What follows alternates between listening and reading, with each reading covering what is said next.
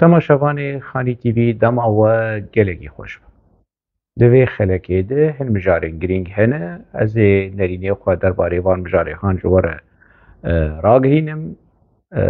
Lê ez hêvî dikim hûn jî li gel me fincanê qehwe xwe hazir bikin da em karibin bi hev re qehwe xwe jî vexwin û nêrînê xwe jî dabeş bikin. Em dest pê bikin.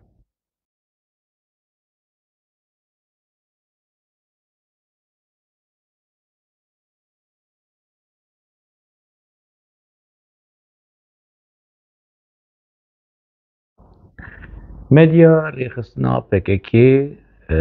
tevgera xapoçî yan jî tevgera qurocî eger em re nav bike rewşa PKK niha jî û berê jî kar û liv û tevgera wê di wê çarçeveya hanê heq kiriye ku em jêr bêjin tevgera qurocî belkî tevgera qurocî jî jê çêtir be. Çima di pêvajoya vî xeleka hanê de ez ê ji we re bêjim ji ber çi yani tevgera xapoçî tevgera apoçî aynî tevgera qurocî ye. Di serî de wekî ku we dît ku hemû rêxistin û girov û dikan û ê PKK keceke û keneke û teneke û peyêde û ev tişt hanê hemû navên sexte ne yani hev stranên hirçê li ser hirmeyê ye çîrok ew çîrok e ew tas û ew hemam e derbarê rewşa Rojavayê Kurdistanê têkiliyên rejîma Sûrî û rejîma Tirkî wilo strêsekî mezin heye yani tirsekî mezin heye ku peymana adana careke din têkeve rojevê yan jî peymanekî nû yan jî peymana adana a du dwa tiştekî wekî wê li di navbera rejîma Sûrî û Tirkî de çê bibit hûn dizanin ku peymana adana a yekê rê vekir li pêşiya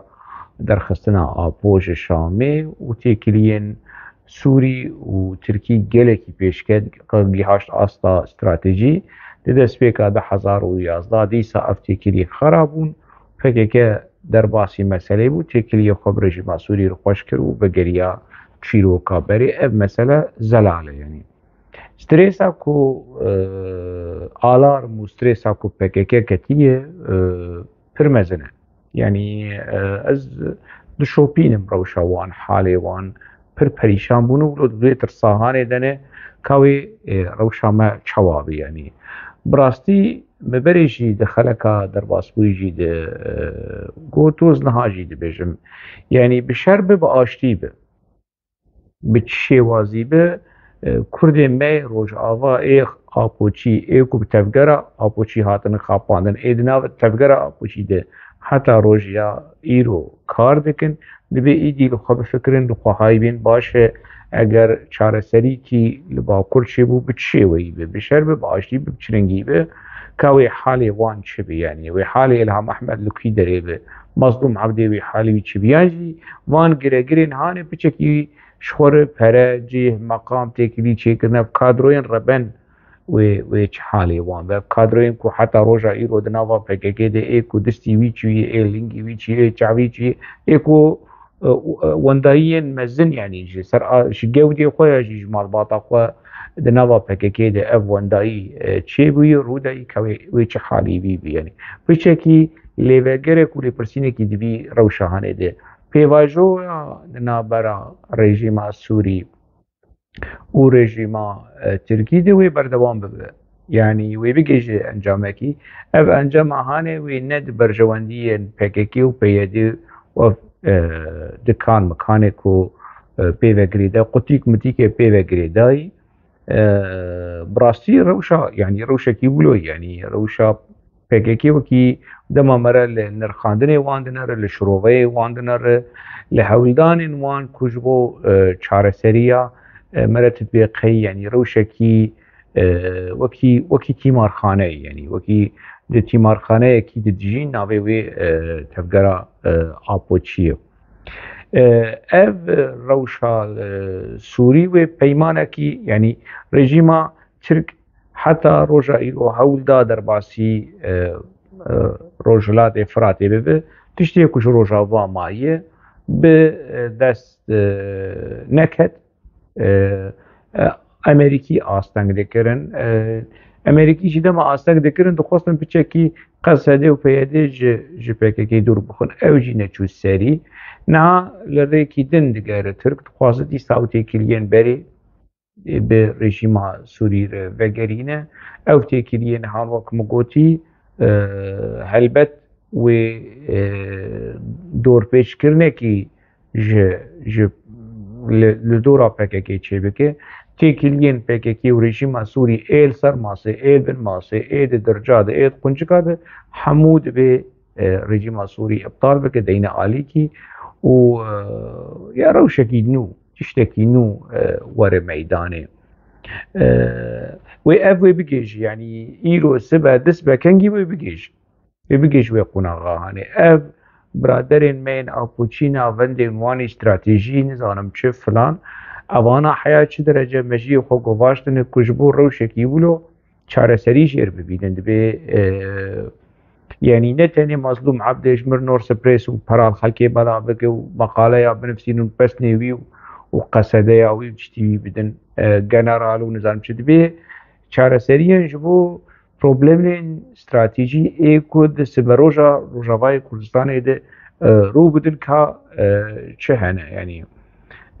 روشكي بفيرنگي هي آلارمكي بفيرنگي هي دولتا ترك لبو تفكر خويا دبلوماسي هريمي نبنتوي خويا گلك اقناع كري يعني رژیم سوری جي اگر پچکی ولو خدلالی دك خوينا ولو خگران دك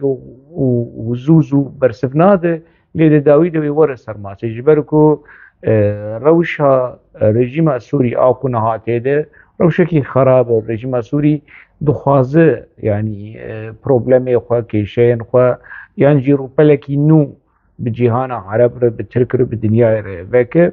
جير پر گرینگ کو او دولتا ترك دروشكي آرام دبن هلبت نزيكاتي دنا برا انقرة و شامي دو لسر برجواندية كردابن لسر حسابي كردابن اف روجي كو مجير دو قوت بري 10 سالا كما بيده هشيار دكر ما بكك هشيار دكر ما رخنه دكر كو حسابي وان روجين هان بكن و افروج يعني نيزيك بون يعني مخابن روشا روجاوای کردستانه دوی قوناغ دیگه که پکک تونیلا دکوله و اف پره و اف مصرف هانی دیگه همو والا همو فینانس کرنا و آماده کارین رشکری و بجمر بکه ویتنام و نظام بکه چه همو والا يعني شو زبير عيدار سنبيلي خو كردك سنبيلي خو داتينه نظام خو ضعيف دك خو قلو دك هيك يعني انجام ناده تيكلين دولة ترك تيكلين دولة سوري رژیم ترك رژیم سوري و بجيجن حفدو قيرويرا وان قربالغا وان روشا وان بچرنگي و نكاربن آستنگیش و مسئله هاندر چه بین چو قیصر رژیم سوری رخنه بکن لی کسناج پککیر نابج باوز اردال او خدمتین استراتیجیک تج پککیر توکی پککیج رژیم سوری کر کاوا رژیم سوری و دیسا خونیزی کی ترکاد که و پیمان نو مور بکه کا اف قربانی بکود چون یعنی جه آلدار خلیل جه قصد جير يعني مظلوم عبد شي دنا ده اف يعني الخو مكرهاتن وان كدغوتن نجمه بانا و رژیم سوری هلوشيا و روجهات رژیم سوری ما وتشتيك وقاش وبدس خستي كوناوي وين دكن دسكفت دوي روشهاني دن يعني براستي بكيكه بوي شعبي هاني نريل روجهاوي كردستاني نه بچاوي خودي نه بچاوي چاره سریه بچاوي ایزینگ بچاوي کو وکی دپوی کی شروانا و پراج پککی رو پیدا بکه نه وکی کو مافی کردا چاره سریه کردا روجهاوي کردستاني پیک بینه و او مدرسی اف خطرين مزن ديسا يعني و باهوز اردال و بچش كفتي خو ومصدوم عبدي وف كادروين باكوري PKK و بغرن شكفتين خو وقال ما لدربيسية لعامود شوا لسريكانية والعفرينة بون قربانية بوليتيكايا PKK مخابن يعني سيناريو اكي ولو لپیشیا گلی میه کاوی بچرنگی وی گلی هان وی روشاهانه درباس بکه و بچرنگی گلو وی پیدل خواه گلو وی کادروین PKK ای سوریالی ای کو کادروی هری باش رضا آلتون وی $100 دکره گلو وی بچکی وکی مریه کل سری وان کبر که بچکی خواه گرن بچکی دکیلی کاداوی ده چارەسەری کی سەر بخوا ji bo Rojavayê Kurdistanê peyda bikin gelo wê biçekî pozê Salih Mislim yan jî hevalî wî li vê derê li Ewropa wê bişewite biçekî li xwehayî bên ka em bi çirengî tiştê mayî em xelas bikin em ji vê krîza hanê derxînin gelo wê li xwe vegerin ez bawer nakim yani hêviya min ji van kesên han birastî نمایی مدست خوشوان شستیه تماما يعني PKK بالتوایی اراده وان مجیه وان يعني تشتك دوان نهشتیه ایدی وکی روبوتا وکی خلام و زلام و خباتکارا دنابا PKK ده وکی مریدا ده عبادتا خوش PKK روش آپور دکن يعني PKK ده روجاوای کردستان تشتکی ولو که بهنا مجی منطق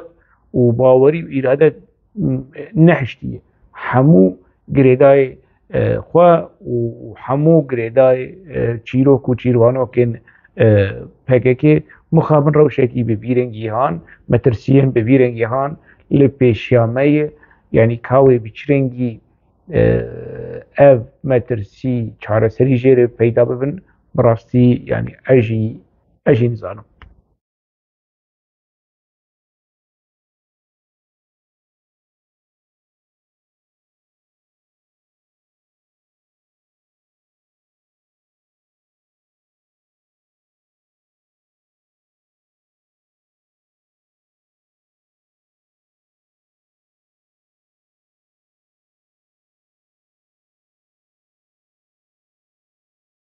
Divê dema dawî de helbet pir normal e dewleta Tirk hewldanê xwe têkiliyê xwe danûstandinê xwe bi dewleta Iraqê re bi Îranê re xweş bike bixwaze deriya veke bixwaze hebûna xwe hîna bêtir xurt bike li başûrê Kurdistanê bi behaneya li dijî terorê û li dijî PKK lê tiştê herî wilo سوسرت کو مرو د مدیا تیمارخانه PKK دبینه یعنی جی اف ولو کفتلفت و اف ولو ستريس و اف هیستیریا لدیجی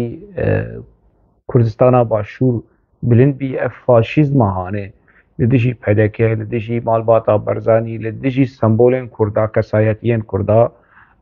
جخور حق دبینه PKK همو کسی بک خاین لی کسی که راب رخنه لPKK بکه جیربیج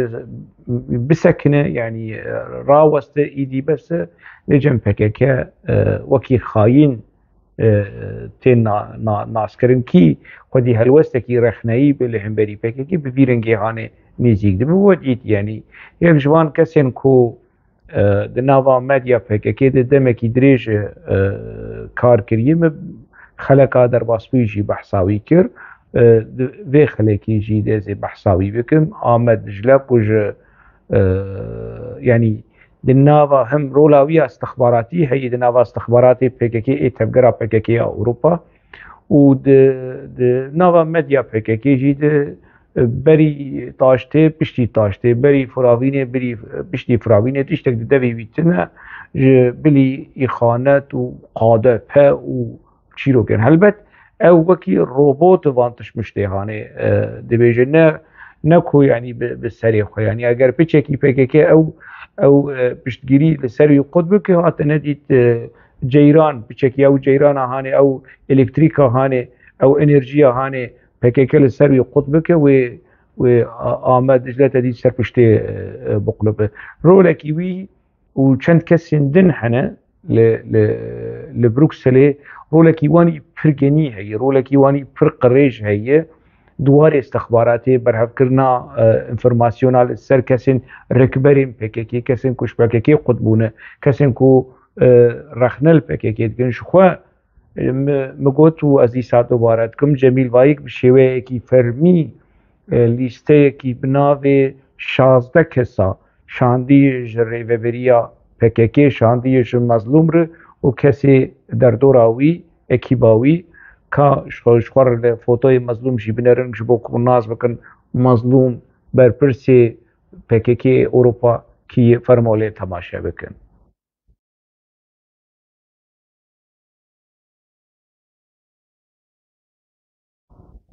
ev berpirsê PKK Ewropayê sûret biçekî kevin jî ji ber ku qaş û mêrek ji ber rewşa ewlekarî xwe diparêze fotoyê wî dernayê foto bi dest ket yanî fotoyê ev mezlûm ne tenê mezlûm e gelek kesên din jî hene ekîba mezlûm alîkariya wî dikin ji bêr Aydar di nav de ye Remzî di nav de ye me berê behsa rêveberiya Ewropa kir a PKK ev jî Ahmed Dicle û Seydî Firat û êdin hemû di nava vê ekîbahanê rolê wan cihê wan heye ji warê istixbaratî di warê agahiya de di warê ragihandinê de di nav wekî ekîbekî divê mesela hanê de dixebitin lê ez bi boneya vê mijarahanê ez wan hişyar dikim ez ne wan hişyar dikim ez Cemîl Bayîk hişyar dikim ku çiliya yekî ji van 16 kesên ku navê wan di wê lîstê de heye çiliya wan xwîn bibe ji xwe zaten navê wan hemû li cem polîsê Belcîkî, polîsê Almanî, polîsê Frensî û hûn kî bixwazin yanî çi tiştekî bi serê van kesên han de ev 16 nav hoşeng osê jî di nav de hemû aliyên peywedîdar agahdar in yanî ji vê meselehanê ji vê gefxwarin û çavsoriya PKK a hanê yanî eger Cemîl Bayîk bixwaze ew lîsteya hanê ew perspektîv ew telîmatê hanê bicîbe beretê hesabê xwe ku rêxistina wî ya Ewropa yanî serê sedî ez çi bêjim serê sedî pêncî zêdetir wê di hundirê zindana de bin ji nav wê ev giregirên wî ev hevalên wî ku wan bi teklîf kiriye ku vî karê terorê pêk bînin ka girtin bi revandin bi êşandin tehdîd bi çavsorkirin bi kuştin bijî di nav de evan hemû tiştên hanê di nava perspektîfê Cemîl Bayîk de ne mazlûm jî guhdar dike ji bêr Aydar û Remzî jî guhdar dikin Adem Uzun û evên han jî hemû lê van xelekên han guhdar dikin û xwe nas dikin ku Cemîl Bayîk wê yanî bac vê lîsteya hanê vê eger têke warê praktîkê de ew ê nedin lê ew ê hesab bidin yanî ev kesên ku li Ewropa hene ji Sûrî bin ji Bakurê Kurdistanê bin ji Başûrê Kurdistanê hemû dibin agadariyê de ne hemû bina bi informasyon wê werin kişandin lêpirsînê werin binçavkirin eger tiliya yek Kurd ku rexne li PKK bibe tiliya wî hema birîn bibe û PKK li dû vê birîna hanê bi ez bi zelalî diaxivim tiştekî tarî tiştê di tariyê de ji werdatînim berronahiyê em dîsa vegerin mijara Başûrê Kurdistanê PKK di hemû astan de ketî wilo rewşekî hîstîriya û alarmekî wilo mezin û li dijî Başûrê Kurdistanê reşkirinekî mezin qaşo ku îxanet û PDK nizanim çi dike û çi nake û wê artêşa Tirk bîne halbikî mesele ne wilo yanî têkiliyên dewleta Tirk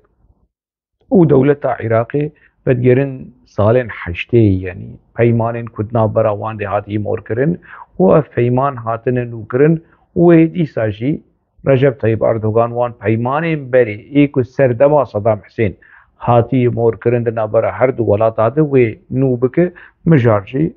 یکش مجارین سرکه چیروکا پککی شخو بهانه مزن دولت ترک پککی یعنی وش خورجی خوینا خوشتر بکه خورتر بکه مخابن ده باشوری کردستانه لی پککی پشتا خواب کی گرم دکر پککی پشتا خواب بافل طالبانی و یکیتین اجتمان گرم دکر او آگاهی جی گهاشمت خواستم بار پار بکم و بره پککی جی پی حسیایی ناس کریه که بافل طالبانی و یکیتین اجتمان بدزی او ترکا لحف کرنه دبن ماسید لحف کرنه گوه ندنه تشتی کدمت یادت درد کبه لی بدزی لحف کرنه کیت نابارا یکیتین اجتمان و بافل طالبانی چه بیه و هن آگاهی گهاشتن مکو بافل طالبانی چو ترکی جی و مستشاره میتجی رونشتیه و یعنی هن سوز دایه دولتا ترک که دولتا ترک جا آلیه سلیمانیه جی لپککی اپراسیونه کی لدشی پککی پیک بینه اف اپراسیون و پیک بی او پیک بی یعنی دیسا مگوتی زبیر ایدار سبیل خبر داده برند آمد دجلا نزانم گوریا خو بچرینه و اف اپراسیون پیک بی یعنی پککی راکن نا تجاری نش برجواندی دولتا ترک کو پککی جهولی رابه اگر پککی جهولی رابه که بهانه نامینه بهانه هبونا دولتا ترک لعفرینه لروجاوای یعنی لباکور سوریه و لباشور کردستان جی بهانه حجت دولتا ترک نامینه و پککی بچکی قلس بکنش برکو پککی دوان 10 سالین داوید هنگی پرخوار پرین پترول و روجاوای کردستانی خیر و بیرا روجاوای کردستانی هنگی شروان جیر چون جناوا کردا جناوا عربا جناوا گلک آلیاده پککی ولو ایدی فرعون بو نمرود بو فرعون ولو تیر بو و نهادی سات خوازن پککی وگرینن روشاویا بری قلسی بچوکی دبن کنتروله ده جبو کشبن کنتروله در نکوه کنترولا کی کنترولا دولتا ترک کنترولا دولتا ایرانه دوی آستاهانه ده بمینه جه دروای سینور در نکوش دهش حدی خواه زیدن نشی یعنی پک آکو پککی جهولی راکن از باور ناکم اف درونه کو دولتا ترک دمال شروان نورمال یعنی جی برپرسیارین جه آستانزم دبینه اف درونه هان چما جمیل بایک مراد کرا ایلان دوران کالکان وان کسی هان نابینه یعنی روشکی بویرنگی هانه هیه و دولتا ترک اب آلارما دولتا ترک نشخوهیه و قربانی چه ببین مخابن کو گلی می باکوری کردستان جی به رکلام و پروپاگاندا و دیماگوژیا پککی تی خاپاندن پر تی خاپاندن یعنی لگوری آگاهیان یعنی اری روشا پککی پر لاواز بی کسک نما تبلی پککی دی بجو باکوری کردستانی پرانیا تبلی بوناش پککی یان جی در دورا کسین عرب نها کسین کو پککی ناز ناکن کسین کو پککی آگریش پککی نشودین او تبلی پککی کسین نزان غشیم او تبلی پککی دبن لی مخابن هنا هی یعنی او روشاهان هی و قربانی بچن از بهیویم کو گلی کرد ایدی لهمبری پککی چواکش دولتا ترک رو دبیجه ایدی بس شر جی پککی رو بیجه ایدی بس شر یعنی اف زاروکین کو گلی کرد وان خودی دی که وان مزن دی که بچه حقی پککی وان تیخ شر لهمبری کردا تیخ خزمتا رژیم سوری تیخ خزمتا رژیم ترکی تیخ خزمتا ایرانه یعنی زاروکی خلکی گناهن یعنی مبرشی گود از دی ساعت دوباره دکم براسی اف انفرماسیونه دیالوگات نابرا پککی و دولتا ترکی که هاشت بقوناغا چاره سریه و الحفجی کربون تنه مابون 5 سال یعنی اف برپرسیم پککی ناوی وان به حجمار جی شغله 100 کس تشتکی ولو که بچن نروژ 5 سالا به دولتا نروژی قبول کربو یعنی اگر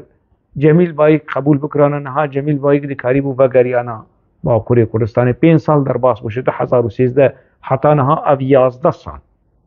اگر وی چاقی PKK وی چاره سریع هانی قبول بکرانه نها جمیل بایک دوران کالکان نها لترکی بانده بین نه ام چیه ام دا کبن میدان دبی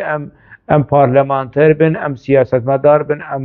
ام وزیر بن ام سفیر بن بفی منطقه هانی وان شرط و شروط هانی نزدیکی مسئله بن البته دولت ترک قبول نکه دولت ترک اشکره نکه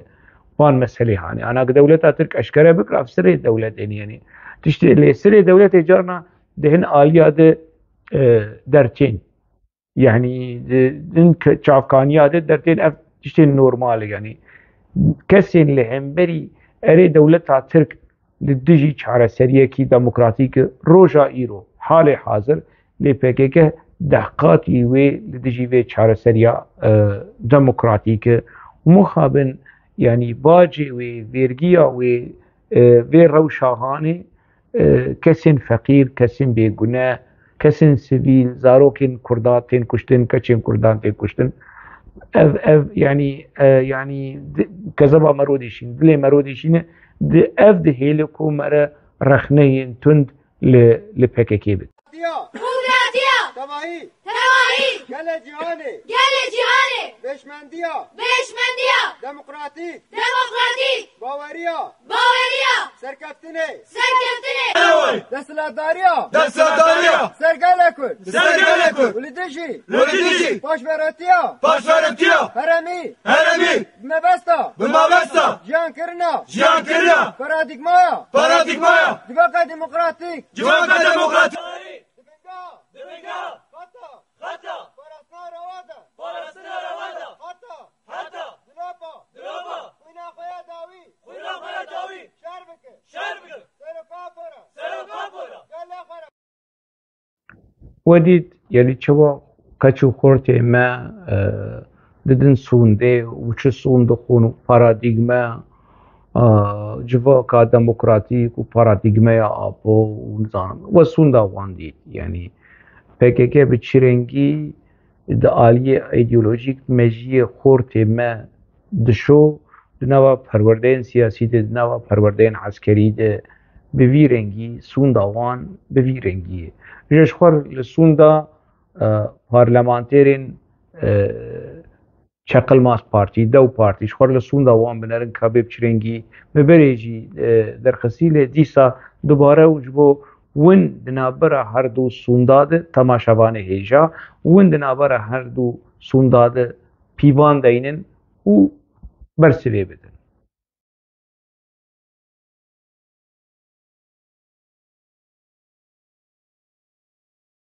Devletin varlığı ve bağımsızlığını, vatanın ve milletin bölünmez bütünlüğünü, milletin kayıtsız ve şartsız egemenliğini koruyacağıma,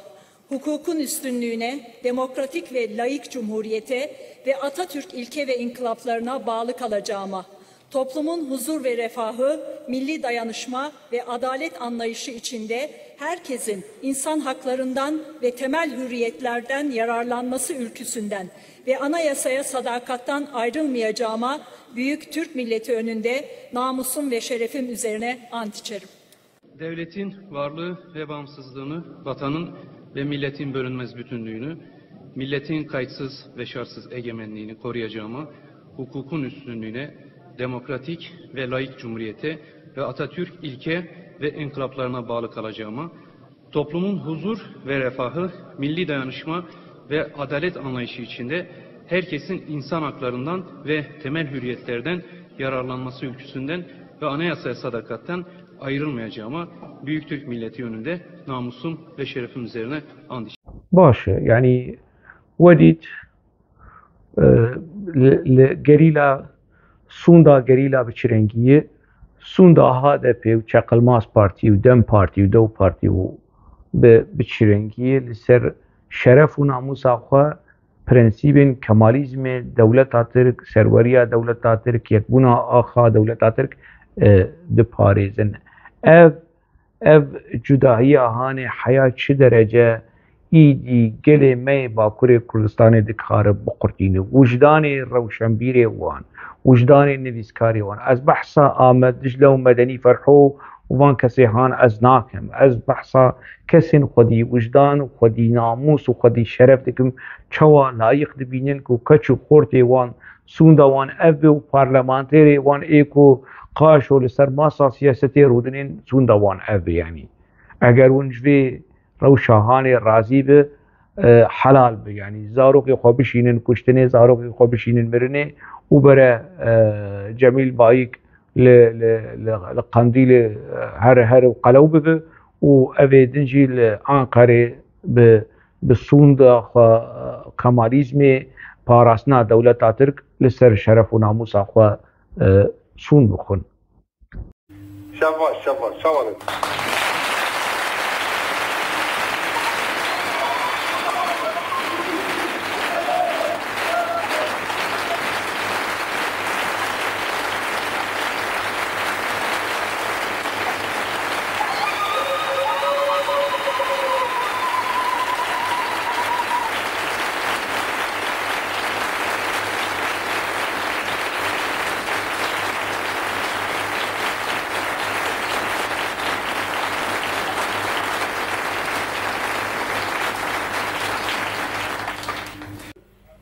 از وقت کلیمه جوی گریلا ایمه دویمه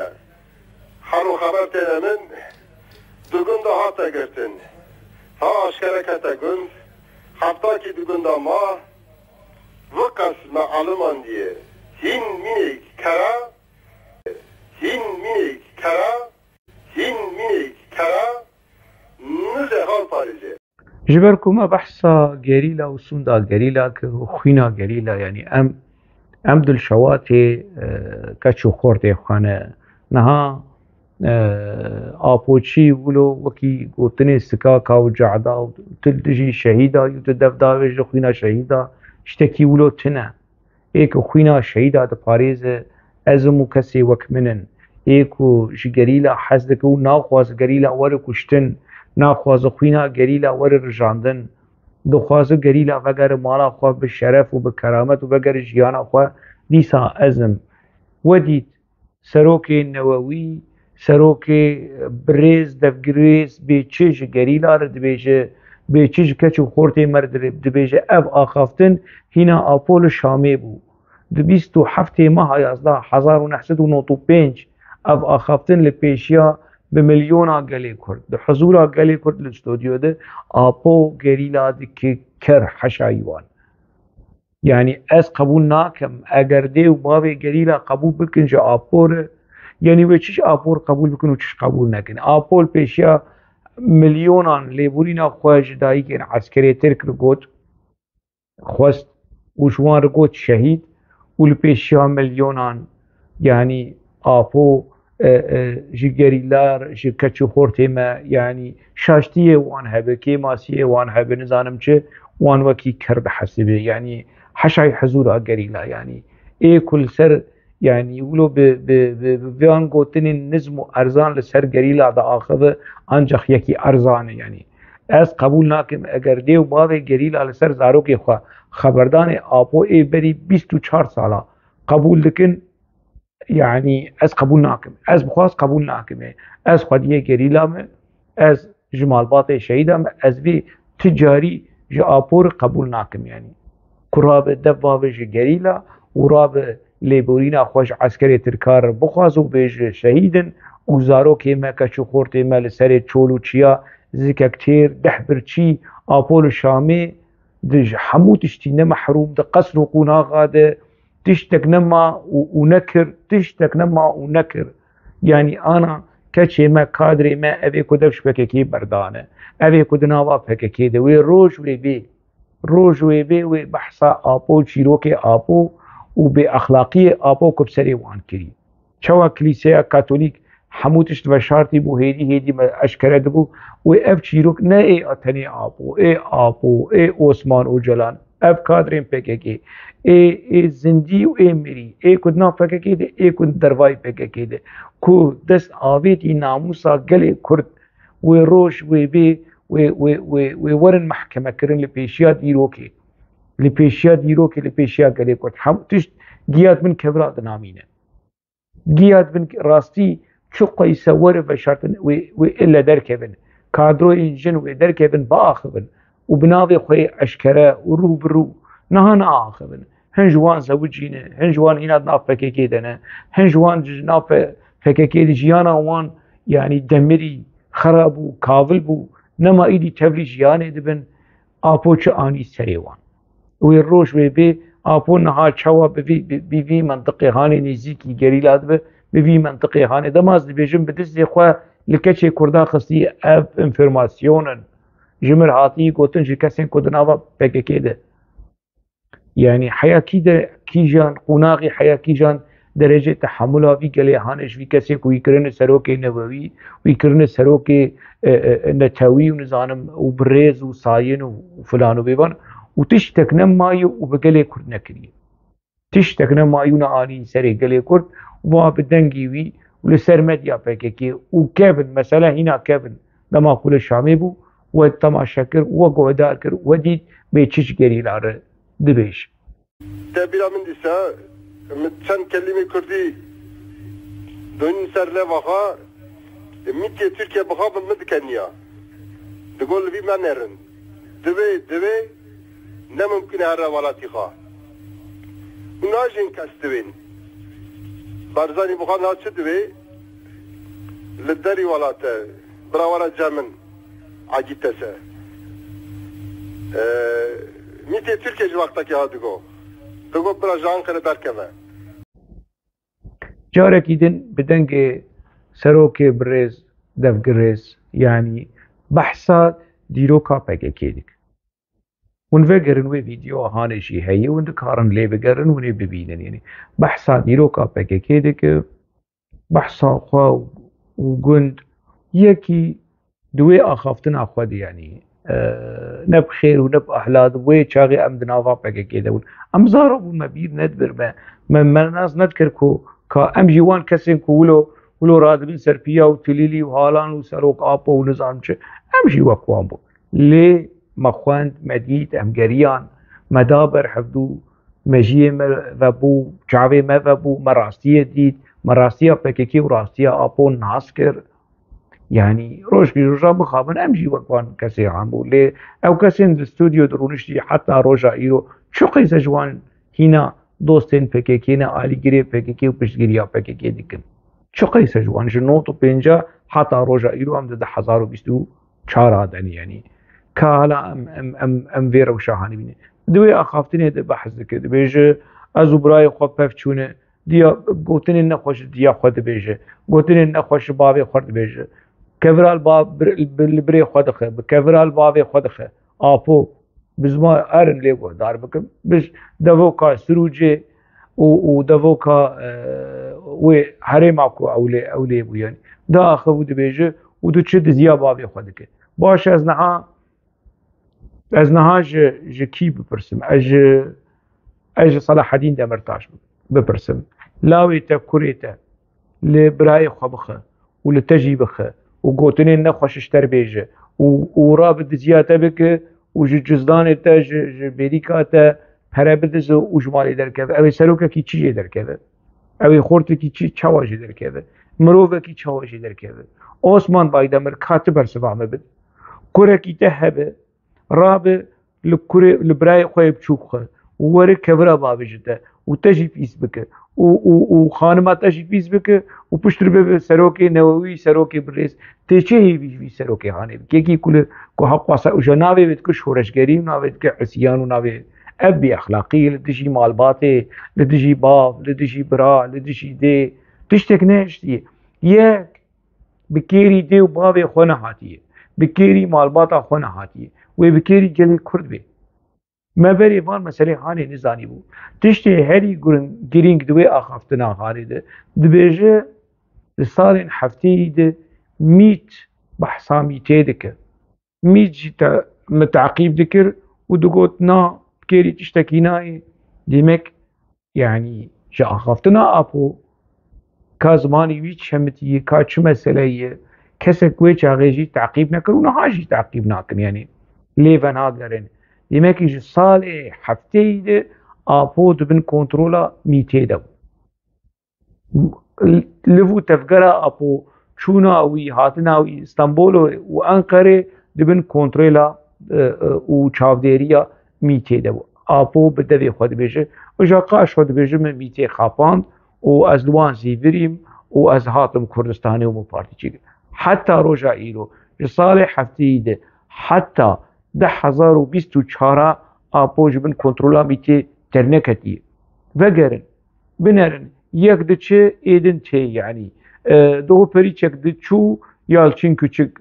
hat. Yalçın Küçük çû nizanim kî hat. Niha jî xwe ew Kemal Özcan, Ali Kemal Özcan haketî dewrê. Nizam Sirîya Unter ketî dewrê. Her carê yani bi teklîfa mîtê yek dikeve dewrê û kontakt û danûstandinê bi apo re xweş dike û ji xwe di nava HDP û Dew Partî û Çaqilmaz Partî tije mîtin. Tije kesên ku têkiliya wî bi mîtê re nebe, kontakta wî bi mîtê re nebe, ew ê derbasî parlamentoya Tirkî bibîne tiştekî wilo dikeve aqila.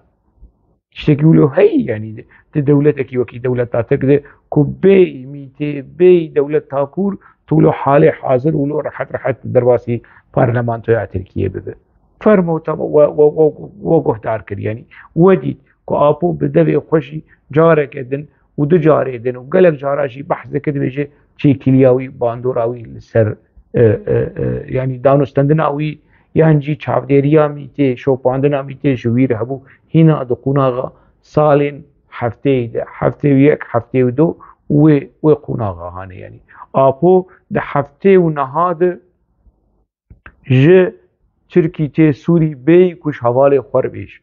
bê ji komîtana vendî re bêje, bê ku ji kadroya xwe ji partiyê re bêje. Tiştekî wilo çê dibe yani di Kur qewmî ye. Tewja evî apoyê hanê ku qerf û henekê xwe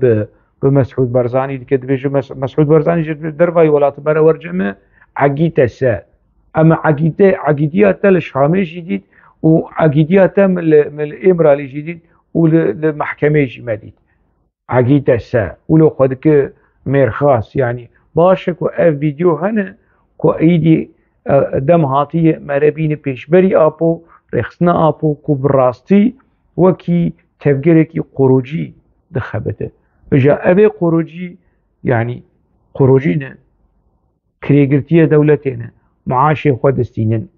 tivinga dewletê radêjin lê ti tiştên dibin duruşme dibin planên Kurdî û tiştên siyasî de kar nakin PKK rahiştiye qaş û barê azadiyê û tevgera azadiyê lê wekî qorocî ne tenê ji dewleta Sûrî re ne tenê ji dewleta Îranê re ne tenê ji dewleta Iraqê re ji dewleta Tirkî jî re ji çar dewletan rola qorociya lîstiye. Eva rola qorociya a PKK li Rojavayê Kurdistanê hîdî li hemanayê wê ew ê jî biçe rola wê ya qorociya di başûrê Kurdistanê jî ew biçûk bibe rola wê ya qorocî a di hindirê yani Bakurê Kurdistanê û di hindirê Tirkiyê de hîna berdewam dik. Ma ev son çi ye? Ev son da tu dibêje ez dewleta Tirk ez ê parêzim ez ê prensîbê Atatürk biparêzim li serwerî û yekpariya erdnîgariya Tirkiyê zê biparêzim li ser şeref û namusa xwe ez son dixwim. Qorocî jî vê sonda hanê naxwin. Tê her ji mir sernavê Kurda siyasetê bike û ja tê êrîşa çend kevirên Kurda ku wilo li başûrê Kurdistanê li ser hev topkirine tê rabe êrîşî bike û gelê me jî temaşe dike û Bakurê Kurdistan jî îxanet bê bi mantiq û bi axlaq û bi edeb û bi belge bersiv bidin tune. Tune yani li ser Twitterê êrîş dikin, li ser YouTubeê êrîş dikin. Êrîşên cehda ne êrîşên nivîskara, rewşenbîra, belge. Ez axaftinê apo, ez informasyonên PKK, dîroka PKK tînin pêşberî wan lê çare tune ji bê çarebûyînê û ji nezanî ایدی چاوی خود گرن و دوی خود کن و چوپا دهندر وانده هی در تین سر سوشل میدیا مخابن رولا پککی عینی رولا یعنی نکیمی تفگرا قروجیه ایجا نتنی قروجی لباکور کردستانی او رولا هانی رولا قروجیتیا سیاسی لچار پرچی کردستانی لیتی کتی خدمت همو رژیم داگر کرین کردستانی و کرد بون ایزنگ کرد وندا کرن و دولت ترک و دولت کردستان دابش کرنه رژیمی کو کردا دابش کرنه او قزنج مزن به دست خستن به سری جمیل بایک و پولیتیکای پککی و افز گرت مگرت ایوانی لأوروپا کمناوی وان گوتی لیور استیم داویا وی خلقی حتی مجاره کیدن حتی خلقی کیدن بناو خیر و خوشیه ده نمینه